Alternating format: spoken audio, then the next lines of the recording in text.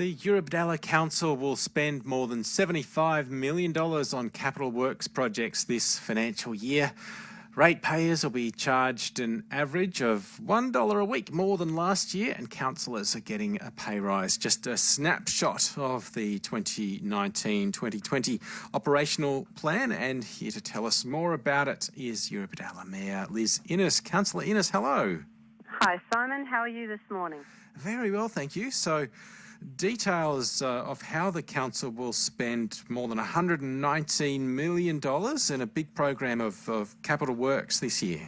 Oh, look, it's incredible actually. There's $74 million in infrastructure and works. There's, around $24 million in road networks and footpaths, and it's quite incredible actually, Simon, and I don't think we've really ever seen this type of spend before. So, so your listeners are aware, largely this is government funding that will be delivered by council, and so we're incredibly grateful for the New South Wales State Government in particular for the amount that has come into Eurobodalla Shire. $1.99 million, let's say $2 million for the Shellfish hatchery at Maruya. Yeah. What's the latest on that? Where's that up to? Well, actually, Simon, it's $2.3 million in federal funding in February 2018. And look, where that's up to, council has signed an agreement just recently with a Tasmanian company called Sth East. And whilst we're working with them on the tender, we've just signed an agreement so that we can get on and start building the hatchery. So that your listeners that might not be aware of what that will be looking at doing is supplying oyster and mussel spat to local estuaries and to other farmers across, oyster farmers and mussel farmers across New South Wales, which is incredible as far as securing the future for that industry, which is vital here on the South Coast. There's no doubt about that. And it's a land-based shellfish hatchery, which will, grow out commercial spat. And there'll also be a bit of a tourism facility where, visitors can go and learn about it, and some aquaculture training facilities as well.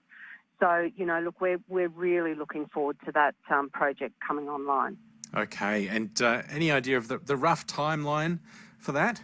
Oh, look, I couldn't tell you the rough timeline on that, Simon, but like with everything that Eurobodalla is doing at the moment, it's all systems go. So as soon as we can possibly deliver it, like I said, we're working on the tender at the moment, but as I said, we've signed an agreement to get on with it. So that's exactly what we're doing.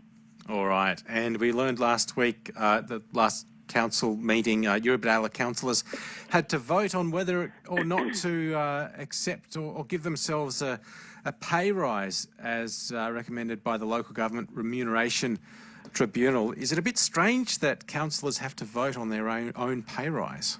Well, look, Simon, I think personally, yes, I think it is a bit strange. If you look at how other employees of local government get their pay increases, it's just done automatically. And I think that, councillors and the mayor it should be the same type of system personally. However, it is the system that's in place, and it's a process that's in place currently, so we have to work within those guidelines. And, there's always debate when councillors or, any politicians for that matter get a wage increase. But, if you look at it for a councillor, it's $20,000, which I don't think is a huge amount of money considering the work that councillors have to undertake on behalf of our local community.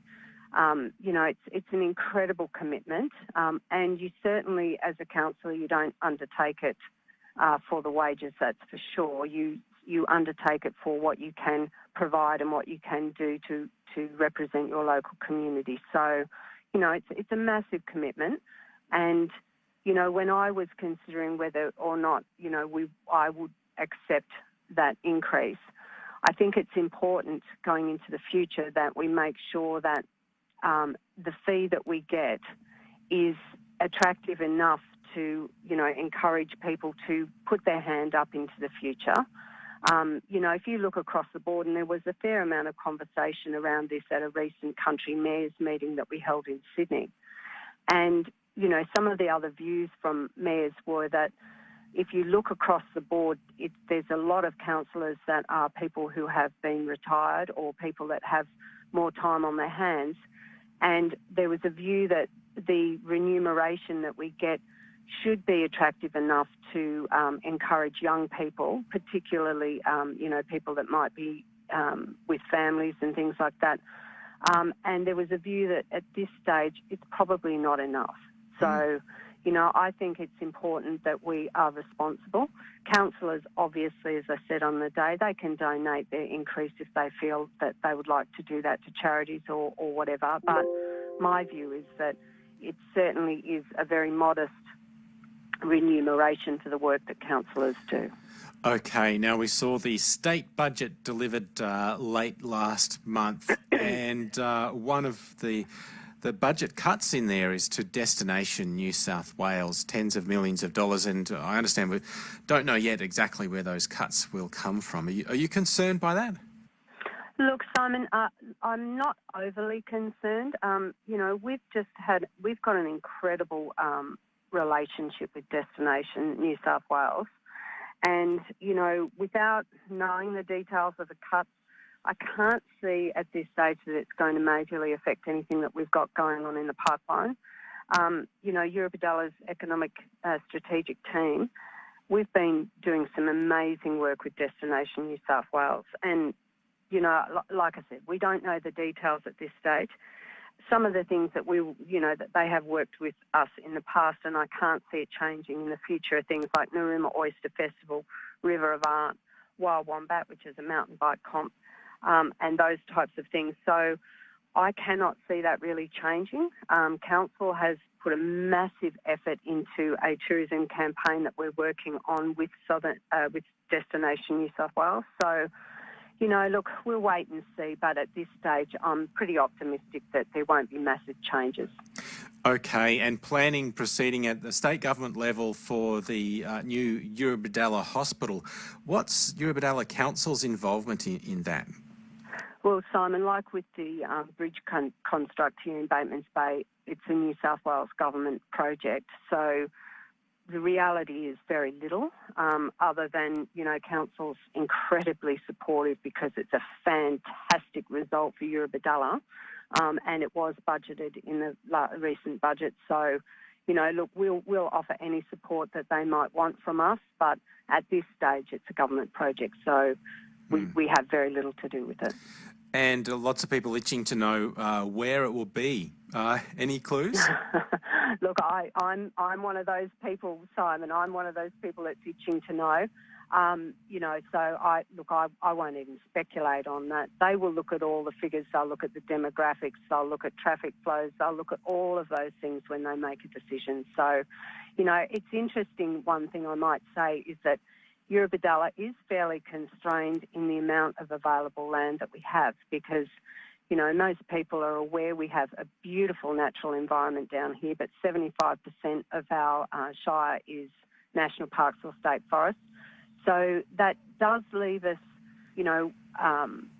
with a lot less land to look at housing and schools and hospitals and those types of things. So they'll take all of that into consideration. And, I'm one of those people that's going, I don't know where it's going to be, but it'll be very interesting to see. Okay, and we had a call from someone wanting an update on the rural land strategy. Anything to report there? Oh, other than I'm getting incredibly frustrated, Simon. Council has done absolutely everything that we possibly can. It sits with Minister Stokes, and the Minister for Planning at the moment. I am hoping that it is going to be very soon that we hear some sort of announcement. As you know, prior to the state election, the New South Wales Planning Minister at the time came out and said it would be one of the first documents signed. Since then, unfortunately, we saw a change in that minister. So Minister Stokes has had to get up to speed. He's had to take into consideration some of the concerns that were raised by, in particular, local conservation groups down here. So that certainly has slowed the process up whilst they work through all of those things, which is entirely appropriate. So, look, I'm hopeful. As I said, Council's done everything we can do. It's now in the hands of the State Minister. All right, we'll wait and see. Mayor Liz Innes, great to talk to you. Thank you very much. Thank you, Simon, and you have a great day. You too. Councillor Liz Innes there, the Mayor of the Eurobodalla Shire.